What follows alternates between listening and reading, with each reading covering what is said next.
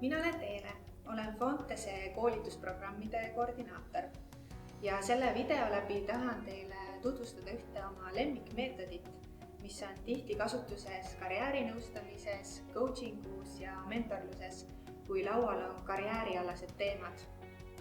Räägin lähemalt tööväärtuste kaardistamisest, mis aitavad sul määratleda sinu jaoks olulised töökoha tunnused ning kriteeriumid, mida töökoht peaks sulle kindlasti pakkuma. Ma tunnen, et praegu on just see aeg, mil võiks teha väikese inventuuri enda praegusest karjäärialasest olukorrast ning ootustest töökohale. Mul on olemas tööväärtuste kaardid, mida on väga lihtne suvalisel hetkel laiali laotada, kui olen uue töökoha valiku ees või soovin lausa karjäärialast kannapööret teha. Samamoodi aitab see aru saada, kas praegune töökoht täidab minu ootuseid või kas on midagi, mida peaks muutma. Need aitavad aru saada, mida ma olemasolevat või uuelt töökohalt otsin või ootan. Järgmiseks jagan ma tööväärtuste kaardid 3 kategooriasse. Tööväärtused, mis on mulle väga olulised, mis on mulle küllaltki olulised ja mis ei ole mulle olulised.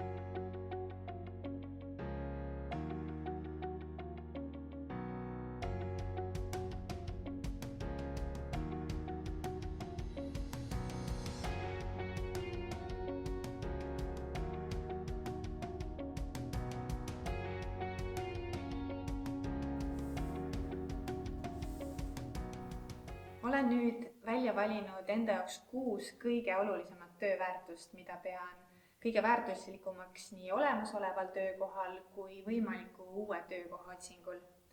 Nüüd oleks hea need väärtused läbi arutada kas karjäärinõustajaga, kolleegiga, hea sõbraga või miks mitte elukaaslasega, et need väärtused rohkem lahti mõtestada ja iseendast teadlikumaks saada.